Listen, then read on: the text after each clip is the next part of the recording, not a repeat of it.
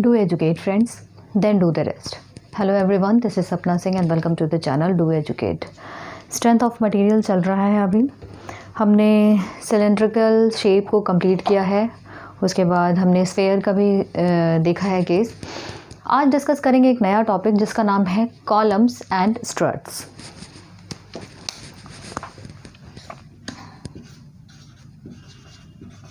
Columns and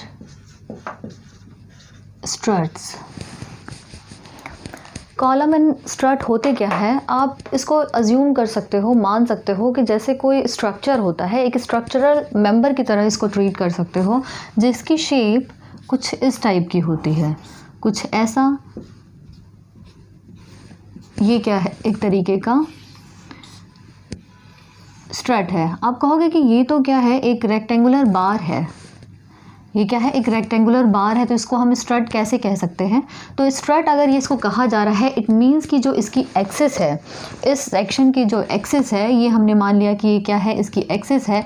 तो इस axis पे अगर ये हमने अज्यूम किया है एक्सिस है, तो इस एक्सिस पे क्या होगा, एक फोर्स लगेगा, एक एक्सियल कॉम्प्रेसिव फोर्स अगर लग रहा है तो वो किस कैटेगरी में आएगा, स्ट्रट की कैटेगरी में आएगा या फिर कॉलम की कैटेगरी में आएगा। स्ट्रट और कॉलम क्या होते हैं, हम पहले देखेंगे स्ट्रट क्या होता है। स्ट्रट क्या है, कोई स्ट्रक्चरल मेंबर है जिस पे कि हम क्या कर रहे हैं, एक्सियल कॉम्प्रेसिव फोर्स लगा रहे हैं और वो चीज़ क्या हो जाती है, स्ट्रट हो जाती है। अब बात यह है कि स्ट्रट एंड कॉलम लिखा है, हमने स्ट्रट देख लिया, स्ट्रट क्या होता है, लेकिन कॉलम्स क्या होते हैं। होता क्या है, स्ट्रट तीन टाइप के हो सकते हैं। एक होता है कि एक हॉरिजॉन्टल स्ट्रट ले लिया आपने, मैं 3D व्यू नहीं बना रही हूँ, सिर्फ फ्रंट व्यू बना रही हूँ। ये क्या हो गया, हॉरिजॉन्टल शेप का हो गया। दूसरा हो गया वर्टिकल शेप का। स्ट्रट की बात की जा रही है यहाँ पे, ये स्ट्रट की बात हो रही है। एक क्या हो गया, हॉरिजॉन्टल हो गया, दूसरा क्या हो गया, वर्टिकल हो गया, और तीसरा क्या हो गया, इंक्लाइंड हो गया। इंक्लाइंड आप किसी भी एंगल पे इसको इंक्लाइंड कर सकते हो, कोई भी इंक्लिनेशन एंगल दे सकते हो। तो स्ट्रट कितने हो गए आपके, वर्टिकल हो गया, हॉरिजॉन्टल हो गया, और तीसरा क्या हो गया, इंक्लाइंड हो गया। ठीक है। कॉलम की बात की जाए तो कॉलम मतलब क्या होता है, ये स्ट्रट ही होता है, स्ट्रट का एक फॉर्म होता है। अगर आप इस वर्टिकल, जो आपने वर्टिकल स्ट्रट लिया है, ये वर्टिकल स्ट्रट है, अगर इसको ले लिया जाए और इस पे, इसकी एक्सिस पे, ये जो इसकी एक्सिस है उस पे एक्सियल कॉम्प्रेसिव फोर्स लगा दिया जाए तो ये क्या हो जाता है, कॉलम हो जाता है। मतलब कहना ये चाहते हैं कि जो स्ट्रट है, वर्टिकल स्ट्रट है, अगर उसको हम निकाल दें, वर्टिकल स्ट्रट की बात की जाए, उस पर एक्सियल कॉम्प्रेसिव फोर्स लगा दें तो वो क्या हो जाता है, कॉलम हो जाता है। तो स्ट्रट और कॉलम क्या है, स्ट्रट, जो स्ट्रट है वो हमने देख लिया कि तीन टाइप के होते हैं। उसका एक पार्ट अगर निकाल के देखा जाए तो वो क्या हो जाता है, कॉलम। कौन सा पार्ट, वर्टिकल वाला पार्ट। ध्यान ये देना है कि फोर्स कहाँ लगेगा, एक्सियल ही लगेगा, एक्सियल कॉम्प्रेसिव फोर्स लगेगा। क्या होता है, ये हमेशा कॉम्प्रेसिव फोर्स को बेयर करता है, कॉम्प्रेसिव फोर्स को बेयर करता है। कौन, कॉलम या फिर स्ट्रट, दोनों में से जो भी, जिसकी भी बात की जाएगी वो क्या होगा, एक्सियल कॉम्प्रेसिव फोर्स को बेयर करेगा। अब देखते हैं कि अब यहाँ पे जब हमने यहाँ पे फोर्स लगाया, यहाँ पे फोर्स लगाया, कोई बिल्डिंग है, बिल्डिंग में आप पिलर देखते हो, ठीक है, वो पिलर क्या है, एक तरीके से किसका एग्जाम्पल है, कॉलम का एग्जाम्पल है। किसी भी बिल्डिंग पे, आप मॉल में चले जाओ, किसी बिल्डिंग में चले जाओ, वहाँ पे आप जब वर्टिकल चीज़ें देखते हो ना, वहाँ पे पिलर्स देखते हो, वो क्या है, वो एक तरीके का कॉलम है। तो कॉलम में वहाँ पे क्या होता है, एक्सियल कॉम्प्रेसिव फोर्स लगा होता है। अब जब यहाँ पे एक्सियल कॉम्प्रेसिव फोर्स लगा है तो जो स्ट्रेसेस यहाँ पे डेवलप होंगी वो भी क्या होंगी, कॉम्प्रेसिव होंगी। कॉम्प्रेसिव स्ट्रेस ही आएगा वहाँ पे, कॉम्प्रेसिव फोर्स की वजह से कॉम्प्रेसिव स्ट्रेस, टेंसाइल फोर्स की वजह से टेंसाइल स्ट्रेस। यहाँ पे जो फोर्स लग रहा है वो क्या है, कॉम्प्रेसिव नेचर का लग रहा है, तो इसकी वजह से जो स्ट्रेस डेवलप होगा वो क्या होगा, कॉम्प्रेसिव नेचर का होगा। इट मीन्स कि sigma is equals to P/A। ठीक है, ये फेल की बात हो गई। ये फेल की नहीं, एक्चुअली क्या है, यहाँ पे जो स्ट्रेस डेवलप हुआ है वो इसकी बात हमने कर ली। अब जब स्ट्रेस इतना डेवलप हो रहा है तो एक लिमिट भी होगी उसकी, कोई ना कोई लिमिट होगी ना जो इसको डिफाइन करेगी किस लिमिट तक ये चीज़ सेफ़ है। तो करना क्या है यहाँ पे कि अगर हम P को, ये जो हमने लोड लगाया है, P is equals to load, load को हम क्या करें, एक लिमिट से ज़्यादा इंक्रीज़ करें। ठीक है। एक लिमिट से जब ज़्यादा इंक्रीज़ कर देते हैं तो क्या होता है कि इस मटेरियल का फेल हो जाएगा। जब लोड हम एक्सेसिव लगा देंगे इस पिलर पे, इस कॉलम पे हम एक्सेसिव अमाउंट में लोड लगा देंगे तो क्या हो जाएगा, पिलर तो फेल हो जाएगा, ये कॉलम जो है वो क्या हो जाएगा, फेल हो जाएगा। जब ये कॉलम फेल हो जाएगा तो इस चीज़ को हम क्या कहेंगे, क्रशिंग स्ट्रेस। ये चीज़ जो हो जाएगी, यहाँ पे तो कॉम्प्रेसिव स्ट्रेस है, ठीक है, ये क्या है, कॉम्प्रेसिव स्ट्रेस है। लेकिन जब लोड हमने एक्सेसिव लगा दिया तो वो क्या होता है, क्रशिंग हो जाता है। इट मीन्स कि वो फेल हो गया। तो ये P/A, यहाँ पे ये क्या हो जाएगा, P क्रशिंग, ठीक है। क्रशिंग, जो लोड आएगा, जो हमने जिस लिमिट तक लोड लगाया जिस पे कि उसकी क्रशिंग हो जा रही है, उसका फेलियर हो जा रहा है, वो लोड क्या होगा, क्रशिंग लोड हो जाएगा। और उसके कॉरस्पॉन्डिंग जो स्ट्रेस डेवलप होगा वो क्या होगा, क्रशिंग स्ट्रेस होगा, ठीक है। ये चीज़ हो गई क्रशिंग स्ट्रेस के बारे में। ये हम देख रहे थे शॉर्ट कॉलम्स के बारे में, वर्टिकल मेंबर को देख रहे हैं। ये शॉर्ट कॉलम के बारे में दिया गया था कि ये अगर कोई शॉर्ट कॉलम है जिसकी लेंथ क्या है, लिमिटेड है, एक लिमिट बांधी हुई है इसकी कि यहाँ तक इसकी लेंथ है। लेकिन अगर आप अज्यूम करो कि बहुत ज़्यादा लंबी लेंथ है उसकी, अगर कोई कॉलम है जिसकी लेंथ बहुत ज़्यादा है, तो क्या वहाँ पे भी जो फेलियर होगा वो सिर्फ क्रशिंग से होगा या फिर कोई और फैक्टर भी आएगा या कोई और पैरामीटर आएगा। देख लेते हैं उसको भी कैसे करना है।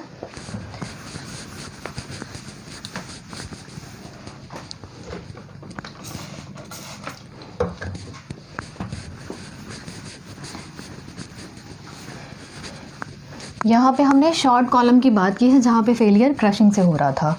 अगर हम इसी चीज़ को, ये जो हमने कॉलम बनाया हुआ है, इसको थोड़ा और लंबा कर लेते हैं। अज्यूम करते हैं कि ये कुछ इस टाइप का है कॉलम, काफ़ी लंबा है, ठीक है। अब ये अज्यूम करो ऐसे ही डायमीटर है इसका, सॉरी डायमीटर नहीं, डायग्राम है इसका। तो ये चीज़ ऐसे बनी है, ये काफ़ी लंबी है, ये जो क्या है कॉलम है। इसकी लेंथ जो है बहुत ज़्यादा है और एक्सियल कॉम्प्रेसिव फोर्स यहाँ पे लगा रहे हैं। तो यहाँ पे जो फेलियर होता है वो तो छोटा कॉलम था, तो वो क्या हुआ, जब इसकी लेंथ छोटी थी तो हमने लोड लगाया, लोड लगाने के बाद क्या हो जा रहा है, क्रशिंग हो जा रही है उसकी, ठीक है, वो टुकड़ों में ब्रेक हो जा रहा है, क्रशिंग हो रही है। जब लेंथ बहुत ज़्यादा होती है किसी भी कॉलम की, जब लेंथ बहुत ज़्यादा होती है तो क्या होता है, वहाँ पर क्रशिंग तो आएगा ही आएगा। पहला जो है वो क्या होगा, क्रशिंग तो आएगा ही आएगा। उसके साथ साथ जो फेलियर होता है वो किसके थ्रू होता है, बकलिंग के थ्रू।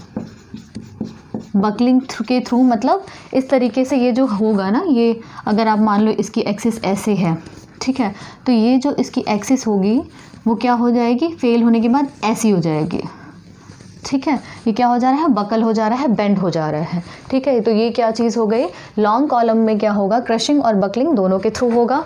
और जो शॉर्ट कॉलम्स होते हैं उनमें सिर्फ और सिर्फ क्रशिंग होगी, ठीक है।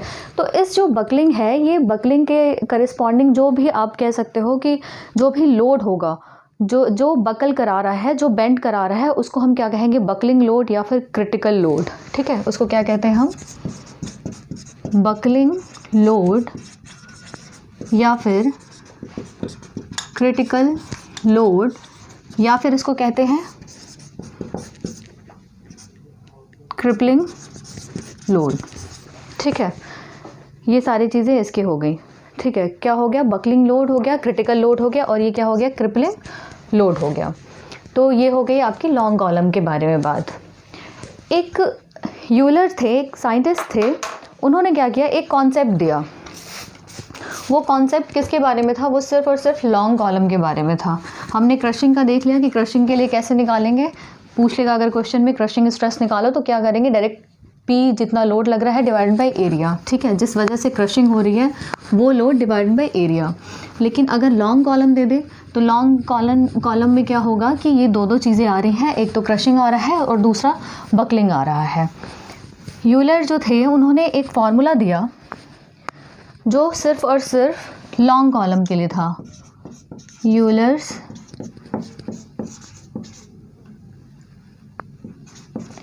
ठीक है थ्योरी, यूलर्स थ्योरी जो आई, उन्होंने क्या बोला, उन्होंने कुछ अजम्पशंस दिए। पहला अजम्पशन ये था इनका कि ये जो वैलिड है और सिर्फ लॉन्ग कॉलम के लिए है।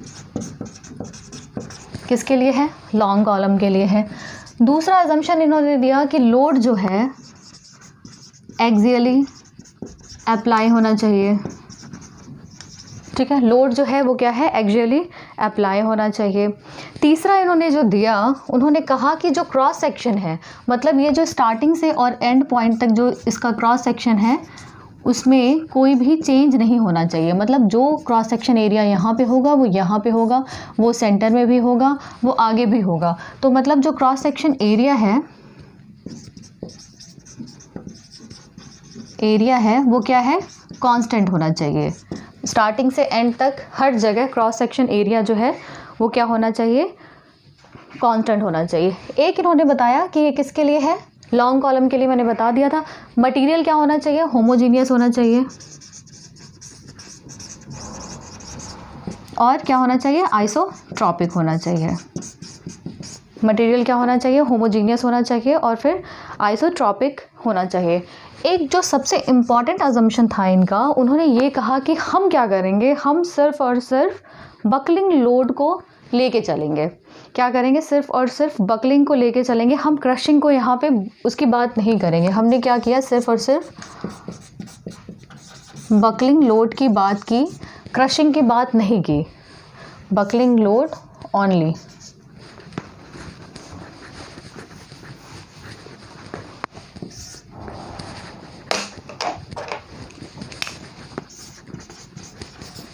यहाँ पे इन्होंने बकलिंग, ये क्या हो गया, ये अजम्पशंस हो गए यूलर्स थ्योरी के। पहला क्या था कि जो कॉलम होगा उसकी लेंथ ज़्यादा होनी चाहिए, लॉन्ग कॉलम के लिए है। पहला क्वेश्चन तो ये बनता है कि यूलर्स थ्योरी जो है वो किस टाइप के कॉलम के लिए है, शॉर्ट, मीडियम या लॉन्ग कॉलम के लिए, तो इसका आंसर होगा लॉन्ग कॉलम। दूसरा, जो लोड अप्लाई कर रहे हैं हम यहाँ पे वो क्या होना चाहिए, एक्सियली होना चाहिए, एक्सियली लोड अप्लाई करना चाहिए। तीसरा क्या है, जो क्रॉस सेक्शन एरिया है इसका स्टार्टिंग से लेके एंड तक वो कहाँ है, वो क्या होना चाहिए, कांस्टेंट होना चाहिए। चौथा एजम्पशन था होमोजीनियस होना चाहिए, आइसोट्रॉपिक होना चाहिए। और जो पांचवा एजम्पशन इन्होंने लिया था, इन्होंने क्रशिंग को क्या किया, क्रशिंग लोड को नेग्लेक्ट किया है और सिर्फ बकलिंग लोड को लेके चल रहे हैं।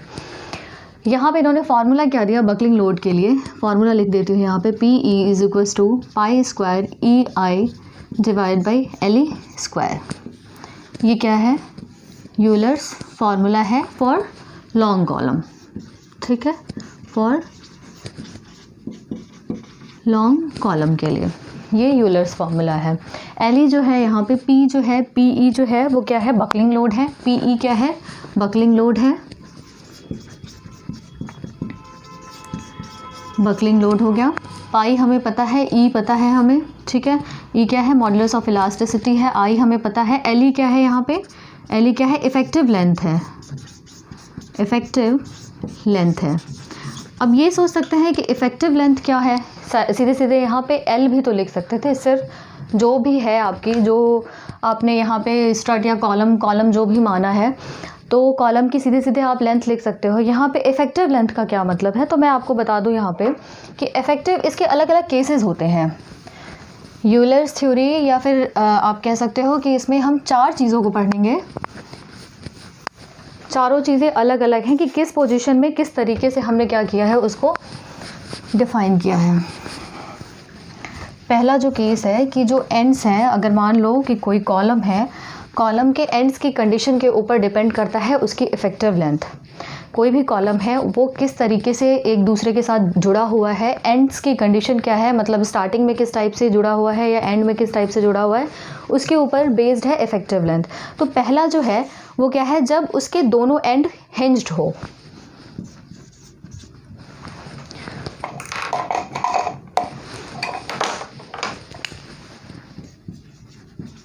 बोथ एंड्स हिंज्ड, ठीक है। पहला केस क्या है, जब दोनों एंड उसके हिंज्ड हो। तो यहाँ पे जो LE की वैल्यू होगी जब दोनों हिंज्ड है, हिंज्ड मतलब आपको पता होगा कि हिंज्ड मतलब होता है इस टाइप का, कुछ इस टाइप का। हिंज्ड मतलब क्या होता है कि अगर आप इसको घुमाओगे तो ये पूरा किसी भी डायरेक्शन में क्या हो जाएगा, घूम जाएगा, तो ये क्या हो गया, हिंज्ड हो गया। तो यहाँ पे जो इफेक्टिव लेंथ होगी वो हमेशा क्या होगी, लेंथ ही होगी। जो यहाँ पे इसकी लेंथ दी हुई है वो क्या होगी, वही उसकी इफेक्टिव लेंथ होगी। ये हो गया आपका पहला केस, ठीक है।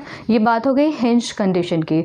अगर बात करें कि एक एंड इसका फिक्स है, one and is fixed, and other is free.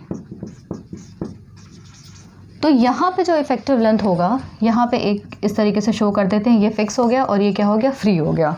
तो यहाँ पे जो इफेक्टिव लेंथ होगा L E is equals to क्या हो जाएगा, L हो जाएगा, ट्वाइस ऑफ L क्या है, इसकी लेंथ दी हुई है, ठीक है। तो जो इफेक्टिव लेंथ होगा वो क्या होगा, ट्वाइस ऑफ L हो जाएगा। तीसरी कंडीशन देख लेते हैं कि अगर दोनों फिक्स है, बोथ एंड्स आर फिक्स्ड, अगर दोनों फिक्स है इट मीन्स कि ऐसा कुछ केस बनेगा इस तरीके से।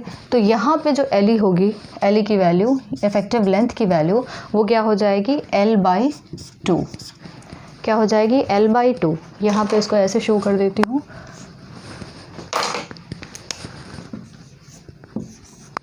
ठीक है। ये L is equals to 2L हो गया, L is equals to L/2। एक और चौथा केस और लास्ट केस बचता है जिसमें कि one and fixed and other is hinged. One fix है और दूसरा क्या है, हिंज्ड है।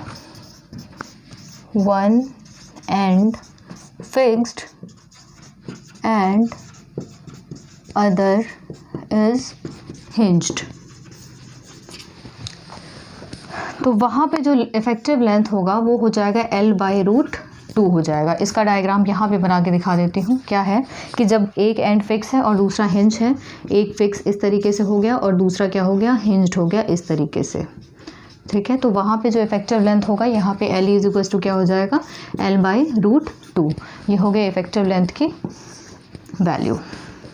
करना क्या है, जब भी क्वेश्चन आपको देगा कि यहाँ पे आप बकलिंग लोड को कैलकुलेट करो, आपको एंड कंडीशन हमेशा दी होगी कि दोनों फिक्स है या दोनों हिंज है, फिक्स फ्री है या फिर फिक्स और हिंज की कंडीशन। तो वहाँ पे क्या करेंगे, P is equals to π² EI/LE² का फॉर्मूला रखेंगे। एंड कंडीशन जो भी दी हुई है वहाँ पे उसके हिसाब से फॉर्मूला रखेंगे। अगर मान लीजिए यहाँ पे दे दिया कि बोथ हैंड्स आर फिक्स्ड, दोनों एंड क्या है, फिक्स है, और आपको वहाँ पे कॉलम की लेंथ दी हुई है, तो लेकिन वहाँ पे इफेक्टिव लेंथ क्या होगा, L/2 लिख देंगे। तो L की जगह क्या हो जाएगा, L/2 हो जाएगा। It means LE² is equals to L/2 का whole square, it means L²/4। जो लेंथ जो होगी वहाँ पे जो क्वेश्चन में दी होगी वो लेंथ हम ये रखेंगे और बाई 4 करेंगे, फिर उसके बाद क्या हो जाएगा, LE की वैल्यू निकल जाएगी, ठीक है। तो यही कुछ केसेस थे कि जो हमने कॉलम में देखना था। ये आपका कॉलम एक तरीके से कंप्लीट तो नहीं कह सकते कि पूरा कंप्लीट हो चुका है, लेकिन जो इम्पोर्टेंट पार्ट था ये यहाँ तक था। बाकी 1-2 टर्म्स और बचे हुए हैं, उसको हम नेक्स्ट क्लास पे डिस्कस करेंगे। तब तक के लिए थैंक यू।